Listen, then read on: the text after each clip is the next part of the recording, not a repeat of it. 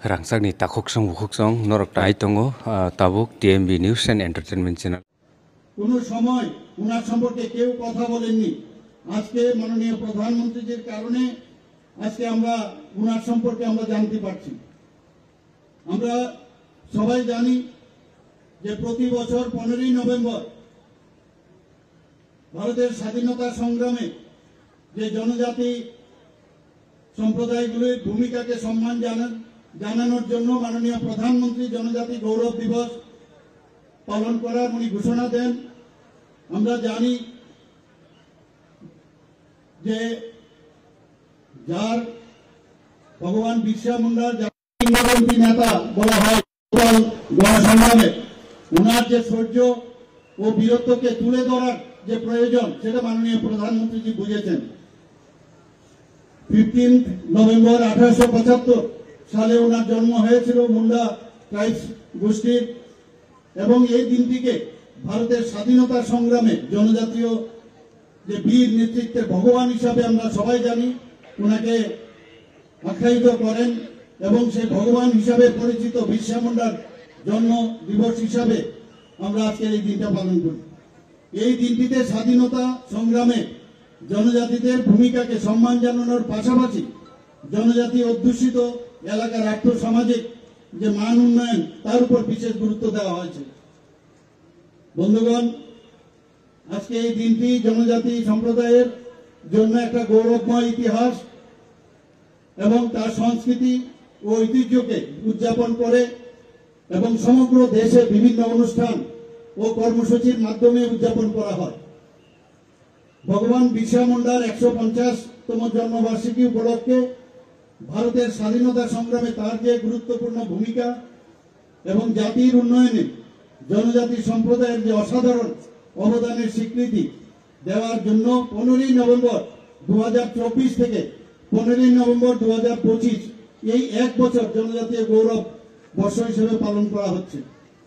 গত বছরের মতো এই বছরও জনজাতীয় গৌরব দিবস বিভিন্ন কর্মসূচির মাধ্যমে পালিত হচ্ছে। জাতীয় স্তরের প্রধান যে অনুষ্ঠান মাননীয় প্রধানমন্ত্রী শ্রী নরেন্দ্র মোদীজি গুজরাটের নর্মদা জেলায় থেকে উনি আমাদেরকে সম্বোধন করবেন এবং এই জনজাতীয় গৌরব দিবস সেখানে অনুষ্ঠিত হবে। ত্রিপুরা রাজ্যের যে মূল অনুষ্ঠান আজকে কুমলুঙে এই কুম্পই একাডেমি প্রাঙ্গণে হচ্ছে। এই অনুষ্ঠানের যে বিশেষ আকর্ষণ, এখানে আমার মনে হয় এর আগে এই কার্যক্রম আর কোনোদিন হয়নি। আমি জনজাতি ডিপার্টমেন্টের সমস্ত যারা আধিকারিকগণ আছেন এবং যার নেতৃত্বে সেটা হয়েছে, আমাদের এই ট্রাইবাল ওয়েলফেয়ার ডিপার্টমেন্টের মাননীয় মন্ত্রী শ্রী বিকাশ দেববর্মা মহোদয়কে আমি ধন্যবাদ দিতে চাই যে প্রায় মামিতা নৃত্য প্রায় 1000-এরও বেশি জনজাতি ছাত্রছাত্রীরা আজকে এখানে পরিবেশন করবেন। আজকে এই প্রস্থানায় রাজ্যের জনজাতি গৌরব দিবস আমার মনে হয় একটা বিশেষ মাত্রা পেতে চলছে।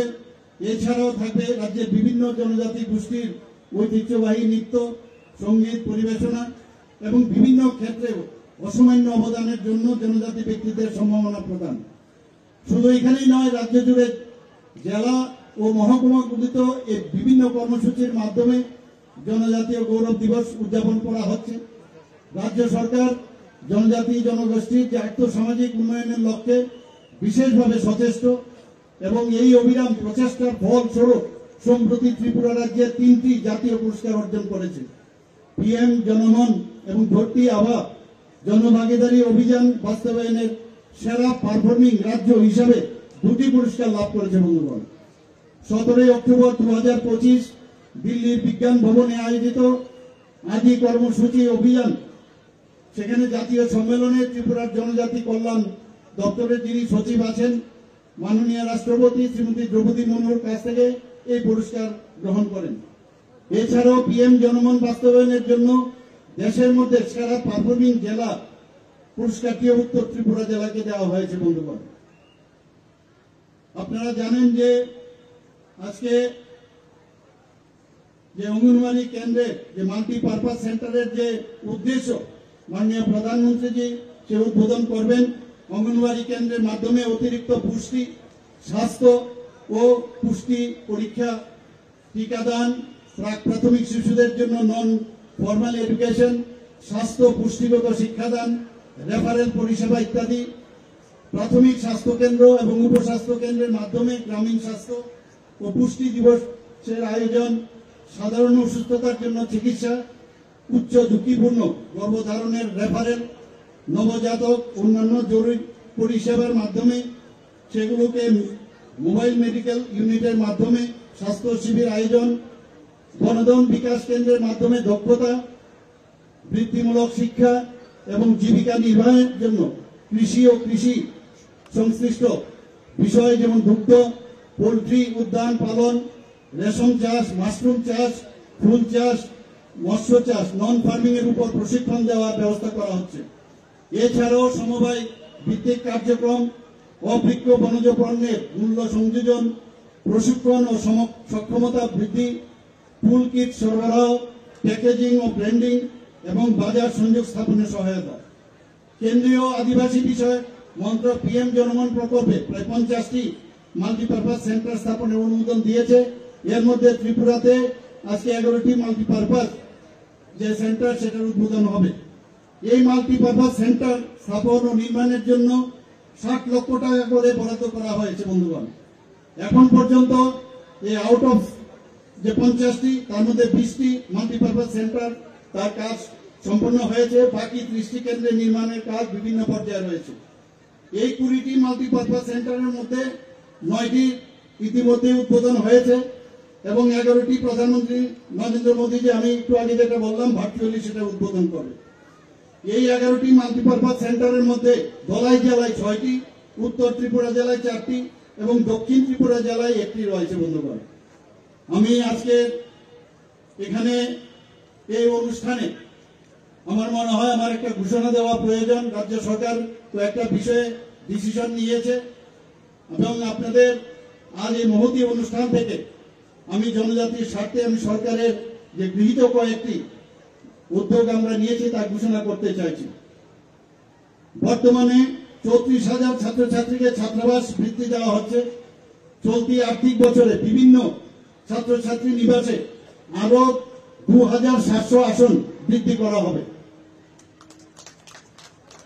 ছাত্রাবাস বৃদ্ধির হার বর্তমানে দৈনিক 80 টাকা ছিল, সেটাকে বৃদ্ধি করে 1 ডিসেম্বর 2025 থেকে প্রতি ছাত্রছাত্রী দৈনিক 100 টাকা করা হবে।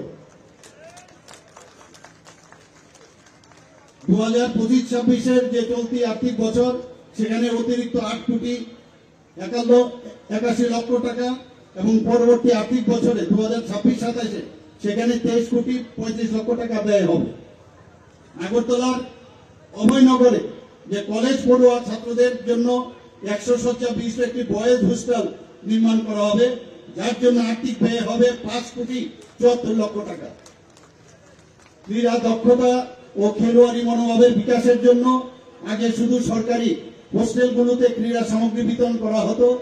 এই বছর যেগুলো এনজিও দ্বারা পরিচালিত হয় সেই হোস্টেলগুলোকেও ক্রীড়া সামগ্রী বিতরণ করা হবে। এর জন্য প্রায় 90 লক্ষ টাকা ব্যয় করা হবে। ইতিমধ্যে 100টি সরকারি এসটি হোস্টেল স্মার্ট ক্লাস স্থাপন করা হয়েছে। আরো 70টি সরকারি এসটি হোস্টেল স্মার্ট ক্লাস সুবিধা সম্প্রসারিত করা হবে। এর জন্য প্রায় 2 কোটি 80 লক্ষ টাকা ব্যয় হবে। মুখ্যমন্ত্রী ট্রাইবাল ডেভেলপমেন্ট মিশনের অধীনে 19 কোটি টাকার আর্থিক সহায়তায় 50টি জনজাতি সরকারি হোস্টেলে সৌর শক্তি ভিত্তিক জল পরিশোধক সহ কম্পোজিট সৌর ইউনিট স্থাপন করা হবে। চিফ মিনিস্টার ট্রাইবাল ডেভেলপমেন্ট মিশনের অধীনে 500টি বৈদ্যুতিক অটো বেকার জনজাতি যুবতীদের মধ্যে বিতরণ করা হবে, যার আর্থিক ব্যয় হবে 20 কোটি টাকা। শুধু তাই নয়, রেজিস্ট্রেশন, ইন্স্যুরেন্স ইত্যাদির জন্য সরকার থেকে প্রয়োজনীয় সহায়তা দেওয়া হবে। এছাড়াও এই মিশনের অধীনে মোটর ড্রাইভিং প্রশিক্ষণের জন্য উদ্যোগ নেওয়া হয়েছে। মুখ্যমন্ত্রী জনজাতি উন্নয়ন মিশনে অধীনে 30,000 জনজাতি মহিলা তাঁতিকে সুতা বিতরণ করা হবে, যার আর্থিক ব্যয় 3 কোটি টাকা। বন্ধুগণ, আমার মনে হয় যে আজকের যে অনুষ্ঠান সেই অনুষ্ঠানের মধ্যে যে ঘোষণা আমরা সরকারের তরফ থেকে আমরা করলাম, আমার মনে হয় এটা বেস্ট প্ল্যাটফর্ম, সেই প্ল্যাটফর্ম থেকে আমি সেটা ঘোষণা দিলাম। আপনারা সবাই জানেন যে মাননীয় প্রধানমন্ত্রী জি বারবার বলছেন যে জনজাতিদের উন্নয়ন ছাড়া আমাদের দেশ কোনো অবস্থায় উন্নয়ন হবে না। আমরাও ত্রিপুরা সরকার মাননীয় প্রধানমন্ত্রীজির মার্গদর্শনে বারবার আমরা এই কথাটা বলছি যে ত্রিপুরা কখনোই অগ্রগতি হবে না যতক্ষণ ধরে জনজাতিদের উন্নয়ন না হবে। তার জন্য মাননীয় প্রধানমন্ত্রীজি প্রচুর যে বিভিন্ন জনজাতিদের উন্নয়নে অনেক কাজ করেছেন। আপনারা জানেন যে এর আগে আমাদের যিনি অটল বিহারী বাজপেয়ী, যিনি ভারতরত্ন এবং আমাদের প্রাক্তন প্রধানমন্ত্রী, ওনার সময় যে আলাদা করে এই জনজাতিদের জন্য একটা ইউনিয়ন গভর্নমেন্টে একটা ডিপার্টমেন্ট আলাদা করে খোলা হয়। আমরা সেই জায়গা থেকে আজকে একের পর এক মাননীয় প্রধানমন্ত্রীজি বিভিন্ন যোজনা ঘোষণা করেছেন এবং শুধু ঘোষণা নয়, সেগুলোকে যাতে গ্রাউন্ডে সেগুলো কার্যকারী হয় সেই ব্যবস্থা উনি মনিটরিং করেন। প্রধানমন্ত্রী জনজাতি আদিবাসী নয়া মহা অভিযান আপনারা সবাই জানেন, যেটা পিএম জনমন, সেটা নভেম্বর 15 নভেম্বর 2024 সেটা লঞ্চ করা হয়েছিল। তার যে মেইন উদ্দেশ্য সেগুলো হচ্ছে আমাদের যারা পিবি টিজি যারা আছেন, যারা ভালনারেবল ট্রাইবাল গ্রুপ, তাদের জন্য এই বিভিন্ন ধরনের এই ঘোষণা করা হয়েছে। বন্ধুগণ প্রচুর ঘোষণা করেছেন, আমি আর বিশেষ কিছু বলছি না। এখানে আজকের এই যে অনুষ্ঠান, সেই অনুষ্ঠান আমরা একটু বাদে অলরেডি মাননীয় প্রধানমন্ত্রীজি শুরু করেছেন, সেগুলো আমরা শুনবো ওনার কাছ থেকে। সবাইকে আবার এখানে উপস্থিত থাকার জন্য হার্দিক অভিনন্দন, শুভেচ্ছা জানিয়ে আমার কথা বলা শেষ করছি। নমস্কার, জয় হিন্দ, আহ্বান।